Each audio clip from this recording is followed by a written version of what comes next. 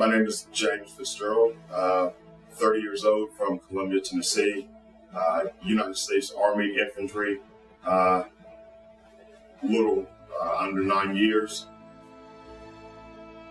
currently living in New York City.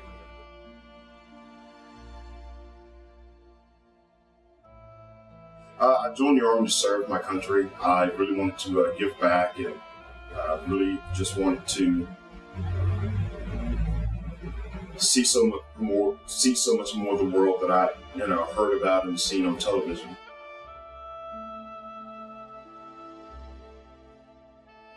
Altogether, right about 22, 24 months total, combining Iraq and Afghanistan.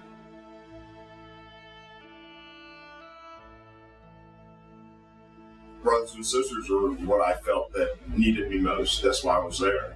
I felt they were the gasoline that kept my car going, and that if I was ever weak in an area, that I had all of them surrounding me to support me in that area, to make sure every single weakness eventually became a strength.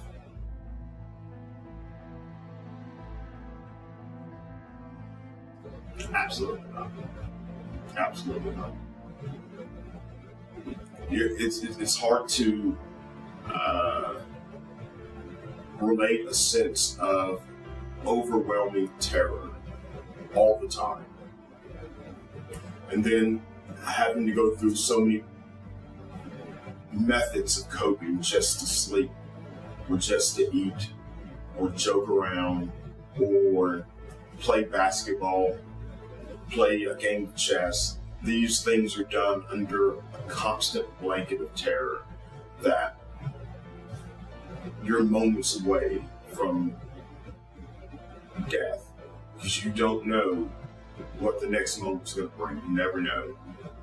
And all you can do is just react and react and react and react and react and react and react until it's time to go home.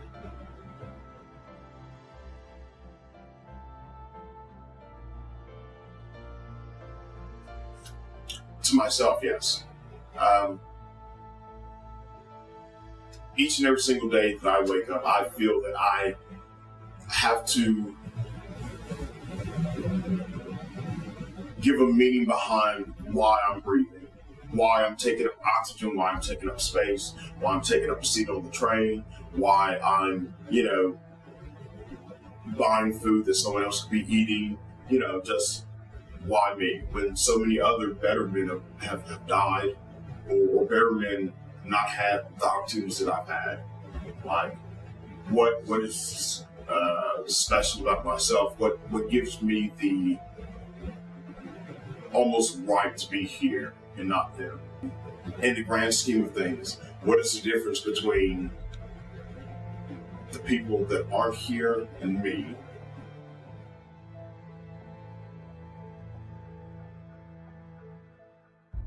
It royally pisses me off. Royally pisses me off. Because people don't know what they're thanking me for. They have no clue.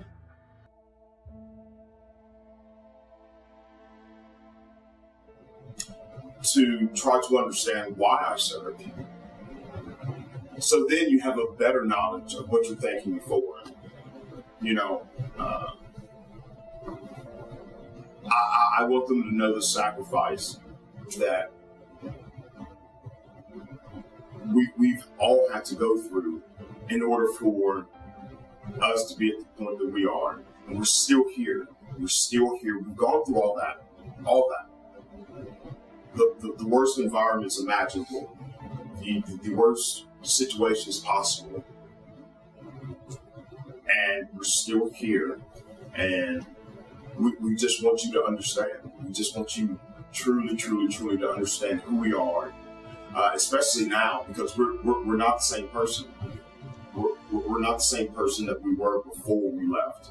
We have experienced things that have transformed fundamental parts of our physical, mental, emotional, and spiritual life.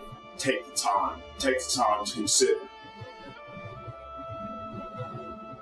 who I am, who my brothers are, who my sisters are, why they serve, what they've sacrificed, why they continue to salute the flag and care about this country.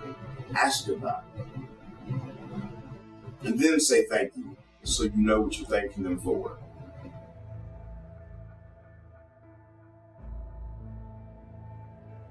No veterans should ever be homeless. So I'm just puzzled why there's so many. I truly am.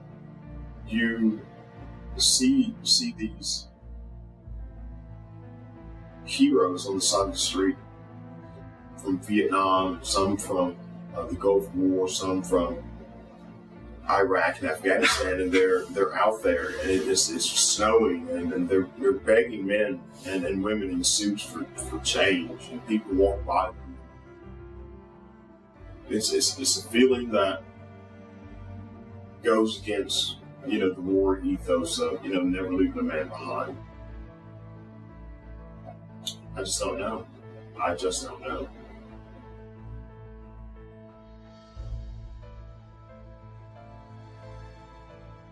You get me focused to all the energy, all the passion, all the emotion, all the feelings, all the drive inside. Gave me a window to project that out in a positive fashion and know that my energies aren't going to waste. They're going for a greater good. They're moving towards something bigger than anything else I could ever envision. And I'm part of that.